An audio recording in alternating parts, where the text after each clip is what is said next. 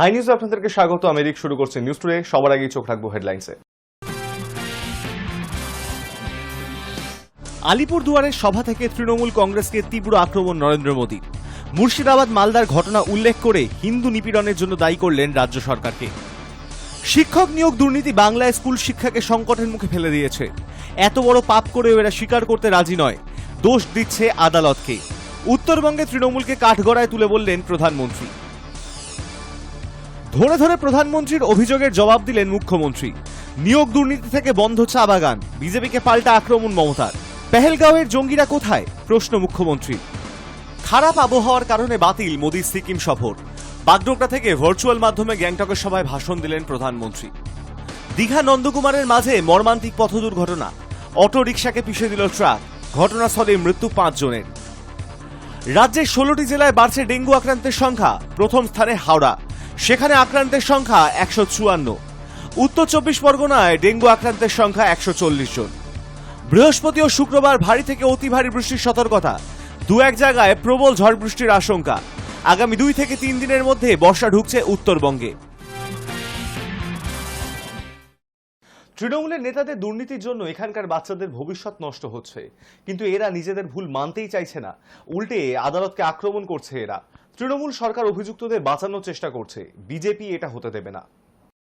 भ्रष्टाचार कैसे चारों तरफ बर्बादी लाता है, ये हमने टीचर भर्ती घोटाले में देखा है। टीएमसी सरकार ने अपने शासनकाल में हजारों टीचर्स का फ्यूचर बर्बाद कर दिया, उनके परिवारों को तबाह कर दिया, उनके बच्चों को असहाय छोड़ दिया। टीएमसी के घोटालेबाजों ने सैकड़ों गरीब परिवार के बेटे बेटियों को अंधकार में धकेल दिया है। ये सिर्फ कुछ हजार टीचर्स के भविष्य के साथ खिलवाड़ नहीं है, बल्कि पश्चिम बंगाल के पूरे एजुकेशन सिस्टम को बर्बाद किया जा रहा है। टीचर्स के अभाव में लाखों बच्चों का भविष्य दांव पर है। इतना बड़ा पाप टीएमसी के नेताओं ने किया है। हद तो ये है कि ये लोग आज भी अपनी गलती मानने को तैयार नहीं है। उल्टा देश की अदालत को, न्यायपालिका को, कोर्ट को दोषी ठहराते हैं। পশ্চিমবঙ্গ সরকারকে আক্রমণের জবাব হিসাবে মমতা বন্দ্যোপাধ্যায় বলেন, আগে নিজের দোষ দেখুন, আপনাদের দুর্নীতি অনেক বেশি। কোনো কিছুতেই দুর্নীতি ধরা পড়লে সরকারকে পদক্ষেপ করতে হয়, কিন্তু যখন আপনার গুজরাটে, মধ্যপ্রদেশে পাকিস্তানের চরবৃত্তি করার জন্য কেউ কেউ ধরা পড়েন, তখন আপনারা কি করেন? বিজেপি শাসিত রাজ্যের দিকেই তোপ দাগলেন মমতা। अगर कोई करप्शन है तो हम एक्शन लेते हैं, लेकिन मोदी जी, जब आपका गुजरात में टेररिस्ट पाकिस्तान के लेके काम करता है, माफी, पाकिस्तान को मदद करने के लिए, मध्य प्रदेश में पाकिस्तान को मदद करने के लिए काम करते हैं, तब आपको क्या बहाना रहते हैं, क्या प्रोटेक्शन आप देते हैं? अगर बंगाल में ये चीज होता तो आप जानबूझ के सजा के डेकोरेशन करके करते हैं, पहले प्लान करके, जैसे संदेशखाली में किया, जैसे मालदा में किया, जैसा मुर्शिदाबाद में किया। ऐसे तो हजारों गुंडा आपने किया है।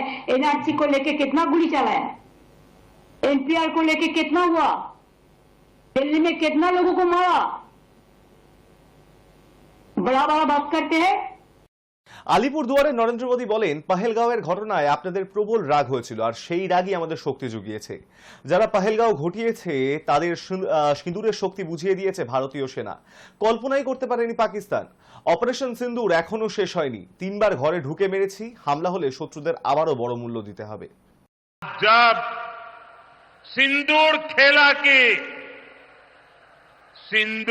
खेला की इस धरती पर आया हूं, तो आतंकवाद को लेकर भारत के नए संकल्प की चर्चा स्वाभाविक है। 22 अप्रैल को पहलगाम में, जम्मू कश्मीर में आतंकियों ने जो बर्बरता की, उसके बाद पश्चिम बंगाल में भी बहुत गुस्सा था। आपके भीतर जो आक्रोश था, आपका जो गुस्सा था, उसको मैं भली भांति समझता था। आतंकवादियों ने हमारी बहनों का सिंदूर मिटाने का दुस्साहस किया। हमारी सेना ने उनको सिंदूर की शक्ति का एहसास करा दिया। हमने आतंक के उन ठिकानों को तबाह किया जिनकी पाकिस्तान ने कल्पना तक नहीं की थी। নরেন্দ্র মোদীকে লক্ষ্য করে অপারেশন সিন্দুর নিয়ে সরাসরি আক্রমণ শানালেন মমতা বন্দ্যোপাধ্যায়। ऑपरेशन सिंदूर में हमारा विरोधी दल चला गया विदेश में, और आप इधर में घूमते हैं और खाली पब्लिसिटी करते हैं। अरे पब्लिसिटी होना चाहिए तो आर्मी को, अगर कुछ हुआ तो पब्लिसिटी तो हुआ है। छोटा सा एक बात, कोई युद्ध तो नहीं हुआ, हम युद्ध नहीं चाहते। अगर हमारा देश को कोई युद्ध में अटैक ना करे, हम तो शांति चाहते हैं। लेकिन आप जानबूझ के आज तक जंगी लोगों को अरेस्ट क्यों नहीं कर पाया? अगर आपका दिल इतना सच्चे है तो कहिए, जो हमारा सिंदूर ले लिया, जो बहनों को और जंगी को आज तक आप पकड़ाया, आज तक उसको आप मारा, आज तक कोई देख पाया? दिखाने के लिए इतना बड़ा नेता है आप। अमेरिका बोलने से 1 सेकंड में चुप हो जाता है, और उन्होंने करेंगे देश को रक्षा। देश को रक्षा वाला आ गया और बड़ा बड़ा बात करते हैं। सब खराब है, वो एक ही अच्छा है। ना अच्छा है ना सच्चा है, पता हम लोगों को सब है। इमेज बढ़ाने के लिए कोशिश एक तरफा नहीं होना चाहिए, किसी को गलत बना के। इसको रिप्लाई देने के लिए हम तैयार है, और चीज को रिप्लाई हम देंगे। মালদা ও মুর্শিদাবাদের ঘটনায় আলিপুরদুয়ারের সভা থেকে শাসক দল তৃণমূলকে আক্রমণ করলেন প্রধানমন্ত্রী নরেন্দ্র মোদী। মালদা ও মুর্শিদাবাদের ঘটনায় পুলিশ ও প্রশাসনের ভূমিকা নিয়ে প্রশ্ন তোলেন প্রধানমন্ত্রী। মালদা ও মুর্শিদাবাদের ঘটনায় তৃণমূলকেই আক্রমণ করলেন তিনি। यहां मुर्शिदाबाद में जो कुछ हुआ, मालदा में जो कुछ हुआ, वो यहां की सरकार की निर्ममता का उदाहरण है। दंगों में गरीब माताओं बहनों की जीवन भर की पूंजी राख कर दी गई। तुष्टीकरण के नाम पर गुंडागिर्दी को खुली छूट दे दी गई। जब सरकार चलाने वाले एक पार्टी के लोग, विधायक, कॉरपोरेटर ही लोगों के घरों को चिन्हित करके जलाते हैं और पुलिस तमाशा देखती है, तो उस भयावह स्थिति की कल्पना की जा सकती है। কেন্দ্রের অনেক বড় বড় প্রকল্প এই রাজ্যে কার্যকর করা হয়। আয়ুষ্মান ভারত প্রকল্প এখানে চালু হতে দেওয়া হয়নি। এখানকার লোকেরা বাইরে গেলে ওই প্রকল্পের সুবিধা পান না। প্রধানমন্ত্রী আবাস যোজনার আওতায় পশ্চিমবঙ্গের বহু মানুষ বাড়ি পেতে পারতেন, কিন্তু এখানে তা হতে দেওয়া হলো না। রাজ্য সরকারকে তোপ মোদি। राजनीति अपनी जगह पर है, लेकिन गरीब, दलित, पिछड़े, आदिवासी और महिलाओं से टीएमसी क्यों दुश्मनी निकाल रही है। पश्चिम बंगाल के गरीब एससी, एसटी, ओबीसी के लिए जो भी योजनाएं देश में चल रही है, उनमें से बहुत सारी योजनाएं यहां लागू ही नहीं होने दी जा रही है। पूरे देश में करोड़ों लोगों को आयुष्मान योजना के तहत मुफ्त इलाज मिल चुका है, लेकिन मुझे दुख के साथ कहना पड़ रहा है, इसका फायदा पश्चिम बंगाल के मेरे भाई बहनों को नहीं मिल रहा। पश्चिम बंगाल का कोई साथी अगर दिल्ली, बेंगलुरु, चेन्नई गया है, उसको वहां मुफ्त इलाज नहीं मिल पाता है, क्योंकि निर्मम सरकार ने बंगाल के अपने लोगों को आयुष्मान कार्ड देने ही नहीं दिया।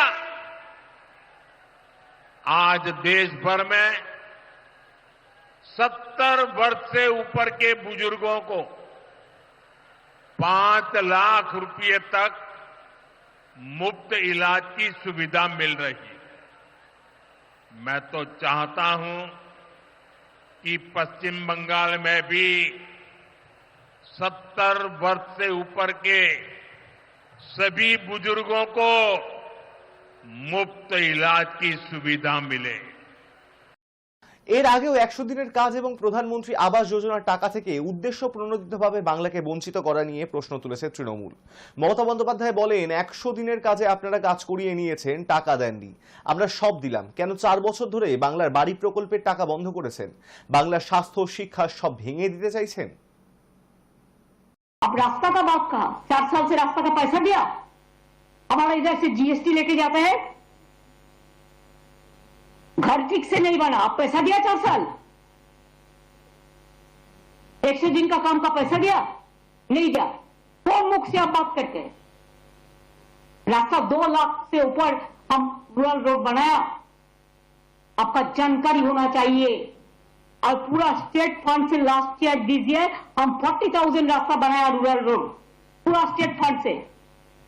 100 दिन का काम पे आप काम कराया, पैसा नहीं दिया, वो पैसा भी हमको देना पड़ा।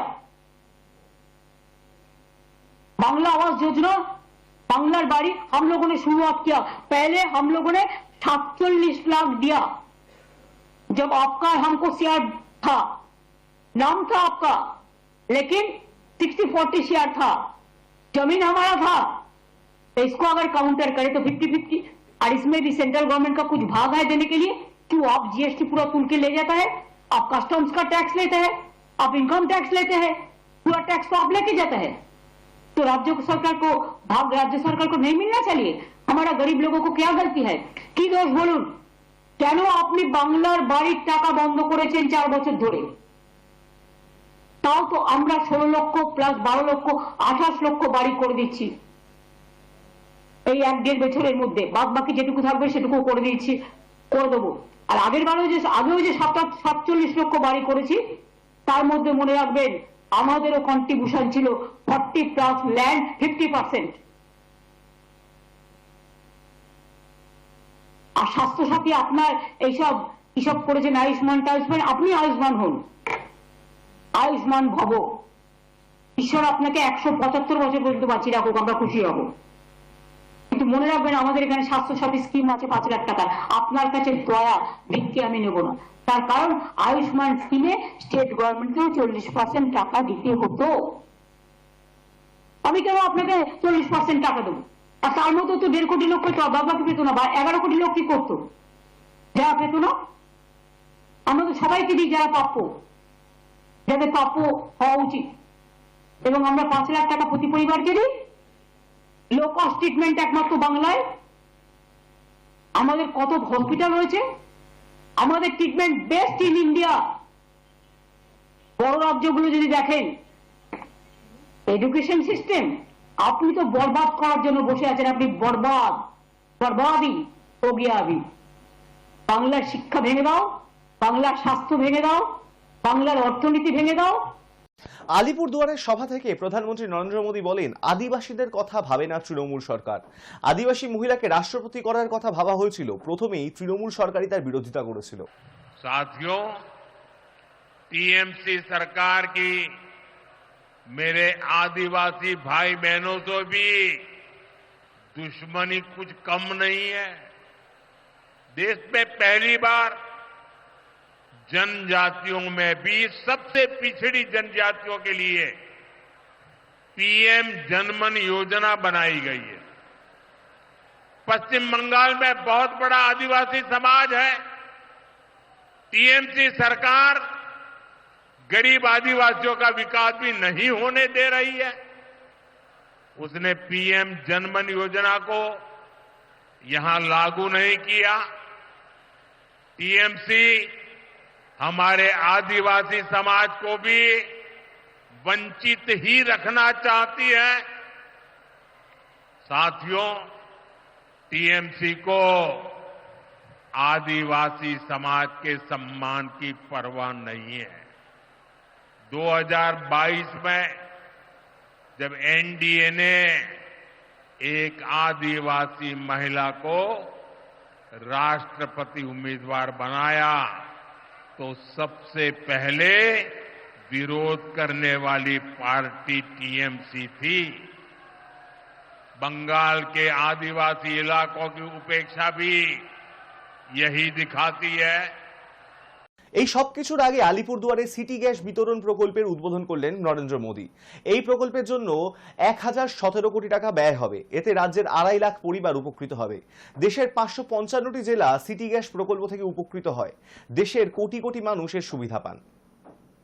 अलीपुरद्वार और कुछ बिहार में सिटी गैस डिस्ट्रीब्यूशन प्रोजेक्ट का शुभारंभ किया है। इस प्रोजेक्ट से 2.5 लाख से अधिक घरों तक साफ, सुरक्षित और सस्ती गैस पाइपलाइन को पहुंचाई जाएगी। इससे न सिर्फ रसोई के लिए सिलेंडर खरीदने की चिंता खत्म होगी, बल्कि परिवारों को सुरक्षित गैस सप्लाई भी मिल पाएगी। इसके साथ साथ सीएनजी स्टेशन के निर्माण से ग्रीन फ्यूल की सुविधाओं का भी विस्तार होगा। इससे पैसे की भी बचत होगी, समय की भी बचत होगी और पर्यावरण को भी राहत मिलेगी। मैं अलीपुरद्वार और कुछ बिहार के नागरिकों को इस नई शुरुआत के लिए बधाई देता हूं। सिटी गैस डिस्ट्रीब्यूशन का ये प्रोजेक्ट सिर्फ एक पाइपलाइन प्रोजेक्ट नहीं है, ये सरकार की योजनाओं की डोर स्टेप डिलीवरी का भी एक उदाहरण है।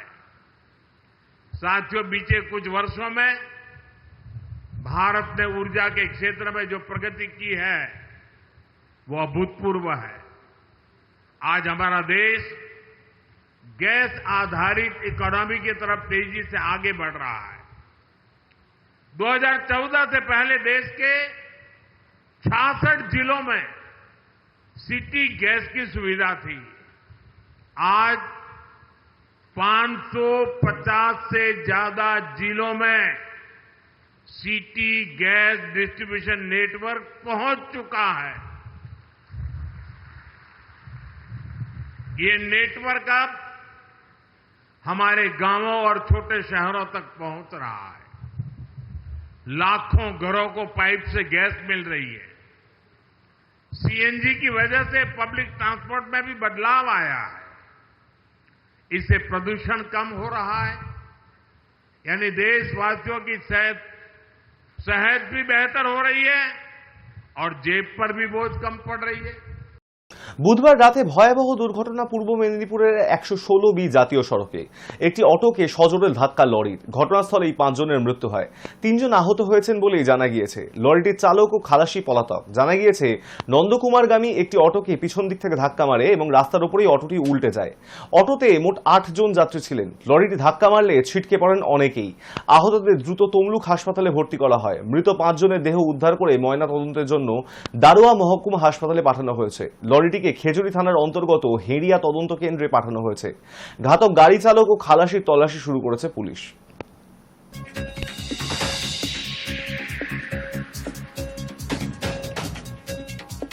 রাজ্য জুড়ে চলছে প্রাক বর্ষার বৃষ্টি, আর তার সঙ্গে মাথাচাড়া দিচ্ছে করোনা।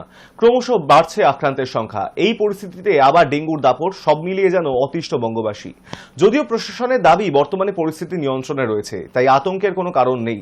স্বাস্থ্য দপ্তরের পরিসংখ্যান অনুযায়ী রাজ্যের মোট 16টি জেলায় বাড়ছে ডেঙ্গু আক্রান্তের সংখ্যা। প্রথম স্থানে হাওড়া, সেখানে আক্রান্তের সংখ্যা 154। উত্তর 24 পরগনায় ডেঙ্গু আক্রান্তের সংখ্যা 140। তৃতীয় স্থানে হুগলি, সেখানে আক্রান্ত 120 জন। মুর্শিদাবাদে আক্রান্ত 113 জন। আক্রান্তের নিরিখে পঞ্চম স্থানে কলকাতা, সেখানে আক্রান্ত 82 জন। মালদহে আক্রান্ত 74 জন এবং দক্ষিণ 24 পরগনায় ডেঙ্গু আক্রান্ত 72 জন। বাঁকুড়া মশাবাহিত রোগে ভুগছেন 69 জন। নবম স্থানে নদিয়া, সেখানে 48 জন ডেঙ্গু আক্রান্ত। পূর্ব বর্ধমানে ডেঙ্গু আক্রান্ত 44 জন। পশ্চিমবঙ্গের পাশাপাশি প্রতি বছরই বর্ষার সময় থেকেই ডেঙ্গু ছড়ায় বিহার, উত্তরপ্রদেশ, রাজস্থান, দিল্লি, গুজরাট, মহারাষ্ট্র, কেরালা, কর্ণাটক, তামিলনাড়ুতে। তবে বঙ্গে তেমন ভয়াবহ রূপ নেয়নি ডেঙ্গু, তাই আতঙ্কিত হওয়ার কোনো কারণ নেই দাবি প্রশাসনের।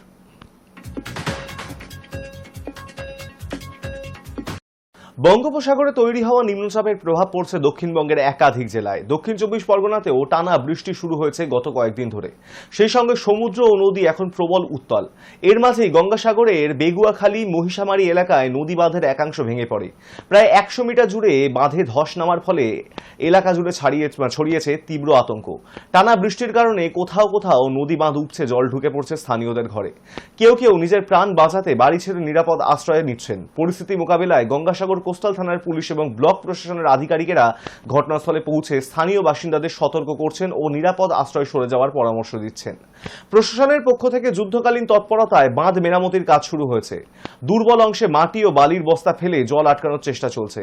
জেলা প্রশাসন গোটা পরিস্থিতির উপর কড়া নজর রাখছে। আবহাওয়া দপ্তরের পূর্বাভাস অনুযায়ী আগামী কয়েকদিন দক্ষিণবঙ্গে ভারী বৃষ্টিপাত চলবে। সেই সম্ভাবনা মাথায় রেখেই আগাম সতর্কতামূলক ব্যবস্থা নেওয়া শুরু করেছে প্রশাসন।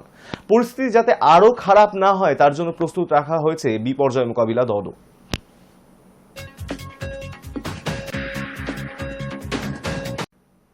ট্যাংরা কসবা কাণ্ডের ছায়া এবার হুগলির চন্দননগরে। একই পরিবারের 3 সদস্যের রহস্য মৃত্যুতে শোরগোল পড়ে গেল। মৃতদের নাম বাবলু ঘোষ, প্রতিমা ঘোষ। উদ্ধার হয়েছে তাদের 13 বছরের মেয়ের দেহ। পুলিশ সূত্রে জানা গিয়েছে বুধবার গভীর রাতে কলপুকুর গড়ের ধার এলাকায় নিজেদের বাড়ি থেকে উদ্ধার হয় 3 জনের দেহ। প্রতিবেশীরা খবর দেন চন্দননগর থানায়। পুলিশ রাত 2টোর পরে মৃতদেহ উদ্ধার করে চন্দননগর হাসপাতালে পাঠায়। চিকিৎসকেরা 3 জনকে মৃত বলে ঘোষণা করেন। ইতিমধ্যেই দেহগুলি ময়নাতদন্তের জন্য পাঠানো হয়েছে। পুলিশ সূত্রে জানা গিয়েছে গৃহকর্তা বাবলু আগে টিনের বাক্স তৈরির কারখানায় কাজ করতেন। পরে টোটো চালিয়েছিলেন কিছুদিন। কয়েকদিন আগে বাড়িতেই ছোট মাপের ব্যবসা শুরু করেছিলেন, আর সেই ব্যবসার জন্যই বাজার থেকে কয়েক লক্ষ টাকা ঋণ নিয়েছিলেন তিনি। তদন্তকারীদের অনুমান দেনা শোধ করতে না পেরে প্রথমে স্ত্রী ও মেয়ের মাথায় শাবল দিয়ে আঘাত করে খুন করেন বাবলু। পরে তিনি নিজে আত্মঘাতী হন। যদিও তদন্ত শেষ না হওয়া পর্যন্ত এই বিষয়ে নিশ্চিতভাবে কিছু বলা সম্ভব নয় বলেই জানিয়েছে পুলিশ।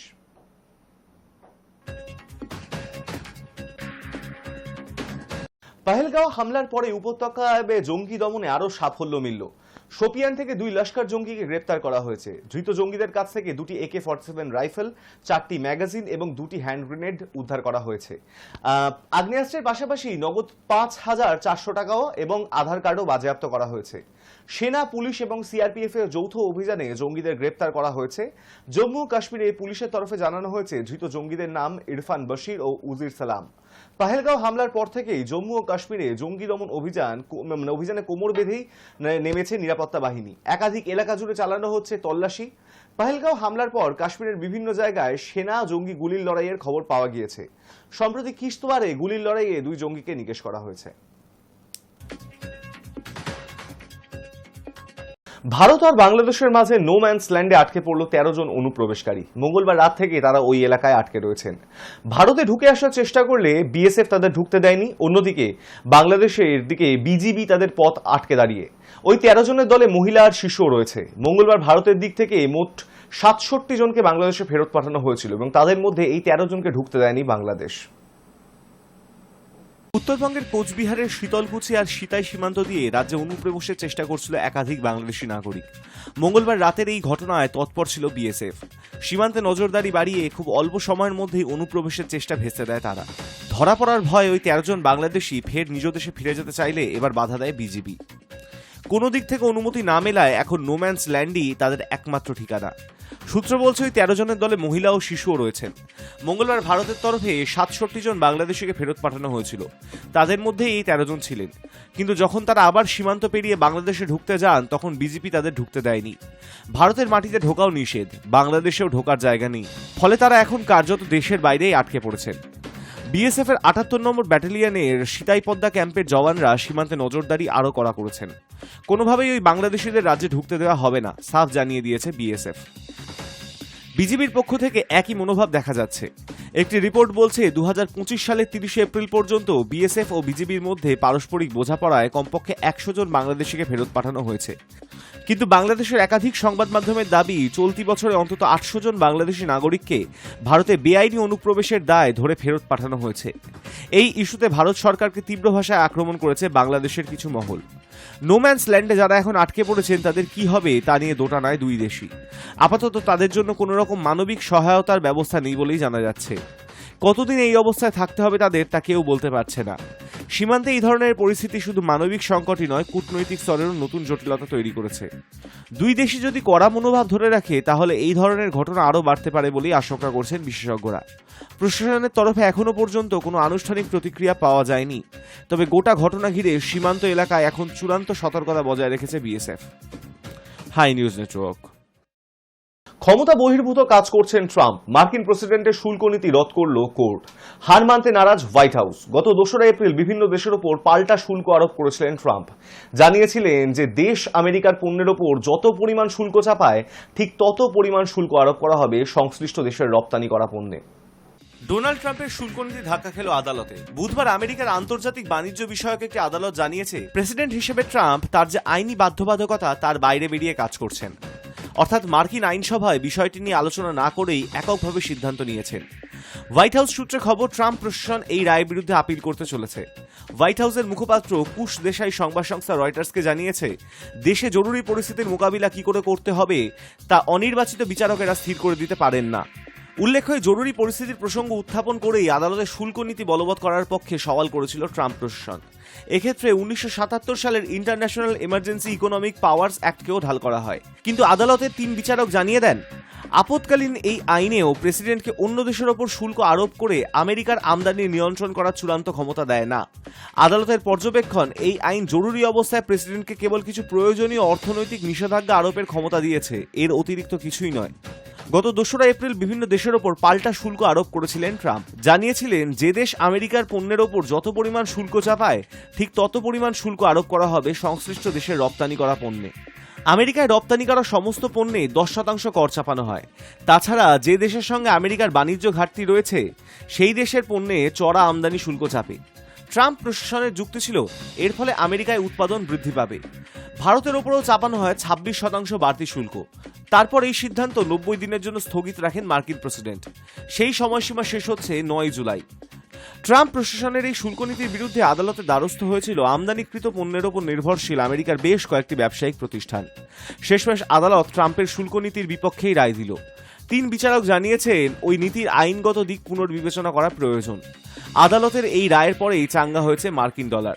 বুধবার তার মুদ্রামান ইউরো, ইয়েন এবং সুইস ফ্র্যাঙ্ককে ছাপিয়ে গিয়েছে। সেদেশের শেয়ার বাজারেও ইতিবাচক ইঙ্গিত দেখা গিয়েছে। Hi News Network. আমেরিকার ধনকুবের ইলন মাস্ক বুধবার ট্রাম্প প্রশাসনকে বিদায় জানালেন। যা তার নির্ধারিত সময়সীমা শেষ হয়েছে তাই তিনি বিদায় জানিয়েছেন। তবে মাস্কের এই আকস্মিক ঘোষণার নেপথ্যে কোন কারণ তা নিয়ে ইতিমধ্যেই আলোচনা শুরু হয়েছে। ট্রাম্পের সঙ্গে প্রশাসনিক নানা বিষয় মতান্তরের জেরেই কি মাস্কের এই সিদ্ধান্ত, নাকি পুরোপুরি নিজের ব্যবসাতেই মনোনিবেশ করতে চাইছেন টেসলা এবং এক্সের কর্ণধার ইলন মাস্ক? দ্বিতীয়বার হোয়াইট হাউসে প্রবেশ করার পর ইলন মাস্ককে নিজের অন্যতম পরামর্শদাতা হিসেবে নিয়োগ করেছিলেন। তাছাড়া বিশেষ সরকারি কর্মচারী হিসেবে মাস্কের জন্য তৈরি হয়েছিল আলাদা একটি দফতর, তার নাম সরকারি দফতর বিষয়ক দফতর। মূলত মার্কিন প্রশাসনের অপ্রয়োজনীয় ব্যয় কমিয়ে বা বন্ধ করে আর্থিক সাশ্রয় ছিল এই দফতরের মূল কাজ। সাম্প্রতিক জনকল্যাণমূলক কাজের সার্বিক সংস্কারের লক্ষ্যে একটি বিল সই করেন ট্রাম্প। এই বিলকে বড় এবং সুন্দর বলেও ব্যাখ্যা করেন তিনি, কিন্তু প্রকাশ্যেই এই বিলের বিরোধিতা করেন ইলন মাস্ক। হোয়াইট হাউসের কর্তারা দাবি করেছিলেন ট্রাম্পের এই বিলের স্বাক্ষর করায় বহু টাকা বাঁচবে। মাস্ক অবশ্য দাবি করেছিলেন এর ফলে রাজকোষ থেকে ঘাটতি আরও বাড়বে এবং তার নিয়ন্ত্রণাধীন দফতরের কাজে বেগ পেতে হতে পারে। মাস্কের এই প্রকাশ্য সমালোচনার পরেই ট্রাম্প বিলটি পুনর্বিবেচনা করার কথা জানিয়েছিলেন। বিল নিয়েই এই মতান্তরের জেরেই ট্রাম্প প্রশাসন থেকে বেরিয়ে গেলেন কিনা তা এখনো স্পষ্ট নয়। মাস্ক অবশ্য বিদায় বেলাতেও ট্রাম্পকে ধন্যবাদ জানিয়েছেন। সমাজ মাধ্যমে ইলন মাস্ক লিখেছেন, অপ্রয়োজনীয় খরচ কমানোর সুযোগ নেওয়ার জন্য আমি প্রেসিডেন্ট ট্রাম্পকে ধন্যবাদ জানাতে চাই। সম্প্রতি টেসলারের একটি বৈঠকে যোগ দিয়ে মাস্ক ট্রাম্প প্রশাসন থেকে অব্যাহতি নেওয়ার ইঙ্গিত দিয়েছিলেন। জানিয়েছিলেন তার দফতরের নির্ধারিত কাজ শেষ, তাই মে মাসেই পদত্যাগ করতে চান তিনি। Hi News Network. বাংলাদেশের দ্রুত সাধারণ নির্বাচন চেয়ে সরব হয়েছে বিএনপির মতন দলগুলি। সেদেশের সেনাপ্রধান ওয়াকারুজ্জামানও সম্প্রতি বলেছেন আগামী ডিসেম্বরের মধ্যেই জাতীয় সংসদের নির্বাচন হওয়া উচিত। এই পরিস্থিতিতে সেদেশে সাধারণ নির্বাচনের সম্ভাব্য সময় জানালেন অন্তর্বর্তী সরকারের প্রধান মোহাম্মদ ইউনূস। সরকারি সফরে জাপানে গিয়েছেন ইউনূস। বুধবার সেদেশের রাজধানী টোকিওয় একটি অনুষ্ঠানে বিভিন্ন প্রশ্নের উত্তর দিচ্ছিলেন তিনি। স্বাভাবিকভাবেই নির্বাচন নিয়ে প্রশ্ন আসে তার কাছে। তিনি জানান বাংলাদেশের পরবর্তী সাধারণ নির্বাচন ডিসেম্বর থেকে আগামী বছরের জুন মাসের মধ্যে হতে পারে। অবশ্য অন্তর্বর্তী সরকারের তরফে আগেই এই সময়ের কথা জানানো হয়েছিল। গত সপ্তাহে রাজনৈতিক দলগুলির সঙ্গে ইউনূসের বৈঠকের পর তার প্রেস সচিব শফিকুল আলম জানান ডিসেম্বর থেকে জুনের মধ্যেই বাংলাদেশে নির্বাচন হবে। বুধবার ইউনূসের মুখে ফের একবার শোনা গিয়েছে নির্বাচনী সংস্কারের কথা। তিনি বলেন, যদি সংস্কারের কাজ ধীর গতিতে চলে এবং কম ফলদায়ক হয় তাহলে আমাদের বেশি সময় লাগবে, তবে এই দীর্ঘ সময় অন্তহীন হবে এমন নয়। এটাকে 2026 সালে জুন মাসের মধ্যে শেষ করতে হবে। ভোট নিয়ে বাংলাদেশের রাজনীতিকদের ধৈর্য হারানোর বিষয়টিও উঠে এসেছে ইউনূসের বক্তব্যে। তিনি বলেন, যখন নির্বাচন হবে এবং নতুন সরকার প্রতিষ্ঠা হবে তখন আমরা তাদের দায়িত্ব ছেড়ে দেব। একই সঙ্গে তিনি বলেন, মানুষ তাদের বলতে চাইছে যে নির্বাচন যখন হওয়ার তখন হবে, কিন্তু রাজনীতিকেরা ক্ষমতার আসনে বসার জন্য বড্ড অধৈর্য হয়ে পড়ছেন। ইউনূসের এই মন্তব্য বিএনপিকে নিশানা করে কিনা তা নিয়ে ইতিমধ্যেই আলোচনা শুরু হয়েছে। বুধবারই ডিসেম্বরের মধ্যে নির্বাচন চেয়ে ঢাকায় সমাবেশ করে বিএনপি। ওই সমাবেশে ভার্চুয়াল মাধ্যমে বক্তৃতা করেন বাংলাদেশের প্রাক্তন প্রধানমন্ত্রী খালেদ জিয়ার পুত্র তথা বিএনপির অন্যতম শীর্ষ নেতা তারেক রহমান। তিনি বলেন, অন্তর্বর্তীকালীন সরকারের প্রতি আহ্বান, আগামী ডিসেম্বরের মধ্যে জাতীয় নির্বাচন করতে হবে। আবারও আমরা বলতে চাই, আগামী ডিসেম্বরের মধ্যেই জাতীয় নির্বাচন অনুষ্ঠিত হবে। শেখ হাসিনার আওয়ামী লীগ নিষিদ্ধ হওয়ার পর প্রভাব এবং প্রসারে দেশের বৃহত্তম দল বিএনপি। ভোট নিয়ে বিএনপির ক্রমাগত চাপের মুখেই ইউনূস রাজনীতিকদের ধৈর্য হারানোর কথা বললেন বলেই মনে করা হচ্ছে। Hi News Network. পশ্চিমবঙ্গের সমস্ত জেলাতে বিক্ষিপ্তভাবে ভারী থেকে অতি ভারী বৃষ্টি চলবে, আর সেই সঙ্গে 60 থেকে 70 কিমি গতিবেগে ঝোড়ো হাওয়াও বইবে উপকূলীয় জেলাগুলিতেও, এবং সেখানেও হবে ভারী বৃষ্টিপাত। মৎস্যজীবীদের সমুদ্রে যেতে নিষেধাজ্ঞা জারি করা হয়েছে। 30 তারিখ বৃষ্টির পরিমাণ তুলনামূলকভাবে কমবে। কলকাতায় প্রাক বর্ষা শুরু হয়ে গিয়েছে আগেই। মূলত মেঘলা আকাশ থাকবে বৃহস্পতিবার দিন। বিক্ষিপ্তভাবে বজ্রবিদ্যুৎ সহ ঝড় বৃষ্টি চলবে। বৃহস্পতিবার ও শুক্রবার ভারী থেকে অতি ভারী বৃষ্টির সতর্কতা। 2-1 জায়গায় প্রবল ঝড় বৃষ্টির আশঙ্কাও রয়েছে। আগামী 2 থেকে 3 দিনের মধ্যে বর্ষা ঢুকছে উত্তরবঙ্গেও। অনুকূল পরিস্থিতির দিকে এগোচ্ছে দক্ষিণ পশ্চিম মৌসুমী বায়ু, আর কিছুটা এগিয়ে উত্তর পূর্ব ভারতের বেশিরভাগ রাজ্যে ঢুকে পড়ল বর্ষা। অসম এবং মেঘালয়ের কিছু অংশে দক্ষিণ পশ্চিম মৌসুমী বায়ুর আওতায় রয়েছে। আগামী 3 দিনের মধ্যে সিকিম এবং উত্তরবঙ্গের কিছু অংশে ঢুকবে দক্ষিণ পশ্চিম মৌসুমী বায়ু। আগামী 48 ঘন্টায় একটি শক্তি বাড়িয়ে সুস্পষ্ট নিম্নচাপে পরিণত হবে। এই নিম্নচাপের প্রভাবে শুক্র বা শনিবার পর্যন্ত রাজ্যে প্রবল বৃষ্টির সম্ভাবনা রয়েছে। ভারী থেকে অতি ভারী বৃষ্টি, কোথাও কোথাও চরম বৃষ্টিপাতের সতর্কতাও রয়েছে। উত্তরবঙ্গের পার্বত্য এলাকায় ধস নামতে পারে, নদীর জলস্রোত অনেকটাই বাড়তে পারে। শহর এলাকায় জমবে জল, নিচু এলাকায় প্লাবনের আশঙ্কা সপ্তাহান্তে, ফলে ক্ষতির আশঙ্কা করা হচ্ছে। একাধিক জেলায় ঝড় বৃষ্টির কমলা সতর্কতা জারি করেছে আবহাওয়া দপ্তর। উত্তরবঙ্গে বঙ্গোপসাগরে উত্তল থাকবে বৃহস্পতিবার থেকে। 35 থেকে 45 কিলোমিটার পর্যন্ত সর্বোচ্চ 55 কিলোমিটার গতিবেগে দমকা ঝোড়ো বাতাস বইবে সমুদ্রে। মৎস্যজীবীদের গভীর সমুদ্রে যেতে নিষেধ করা হয়েছে বৃহস্পতিবার থেকে। বাংলা উপকূলের মৎস্যজীবীদের সমুদ্রে যেতে নিষেধ করা হয়েছে বৃহস্পতিবার থেকে শনিবার পর্যন্ত। যারা গভীর সমুদ্রে রয়েছেন তাদের ফিরে আসতে পরামর্শ দিয়েছে আবহাওয়া দপ্তর। বৃহস্পতিবার থেকে সতর্কতা, ভারী থেকে অতি ভারী বৃষ্টির, প্রবল বৃষ্টি হতে পারে জলপাইগুড়ি, আলিপুরদুয়ার, কোচবিহার 2 জায়গাতে। বিক্ষিপ্তভাবে 200 মিলিমিটার পর্যন্ত বৃষ্টিপাতের আশঙ্কা করা হচ্ছে। দার্জিলিং থেকে মালদার সব জেলাতেই ভারী বৃষ্টির সতর্কতা। বৃহস্পতিবার প্রবল বৃষ্টির আশঙ্কা উত্তরবঙ্গের উপরের দিকের 5 জেলাতে। 200 মিলিমিটারের বেশি বৃষ্টিপাত, দুর্যোগপূর্ণ আবহাওয়া দার্জিলিং, জলপাইগুড়ি, আলিপুরদুয়ারের জেলায়। ভারী থেকে অতি ভারী বৃষ্টির সতর্কতা কালিম্পং, কোচবিহার, উত্তর দিনাজপুর জেলাতেও। বিক্ষিপ্তভাবে 200 মিলিমিটার পর্যন্ত বৃষ্টিপাতের আশঙ্কা করা হচ্ছে। Hi News Network. তামিলনাড়ুর থুতুকুড়ি জেলার পুথিয়াম্পুত্তুর এলাকার কিলা থাট্টাপাড়াই গ্রামে পঙ্গল উৎসবের অংশ হিসেবে অনুষ্ঠিত হলো চমকপ্রদ গরুর গাড়ির দৌড়। শ্রী কাশী বিনায়গার শ্রী চন্দ্রা মারিয়াসমান মন্দিরের আনি মাসের উৎসব উপলক্ষে আয়োজিত হয় এই দৌড় প্রতিযোগিতা। এই দৌড়ে মোট 15টি গরুর গাড়ি অংশ নেয়। প্রতিযোগিতাটি 2 ভাগে ভাগ করা হয়, মাঝারি ও ছোট গাড়ি বিভাগ, এবং প্রতিটি গাড়িতে জোড়া বলদ জুড়ে মাঠে নামে চালকরা। দৌড়ের সময় তাদের গতি, শক্তি ও নিয়ন্ত্রণ দেখে মুগ্ধ হন উপস্থিত দর্শকেরা। গ্রামীণ এই উৎসব দেখতে স্থানীয়দের পাশাপাশি ভিড় করেন আশেপাশের এলাকার মানুষজনও। উৎসব ঘিরে এলাকা জুড়ে তৈরি হয় উৎসবের আমেজ। পঙ্গল তামিলনাড়ুর অন্যতম প্রধান কৃষি উৎসব। এই ধরনের গরুর গাড়ির দৌড় শুধু বিনোদনের জন্য নয়, কৃষিকাজে গবাদি পশুর ভূমিকা, গুরুত্ব ও ঐতিহ্যকেও সম্মান জানায়।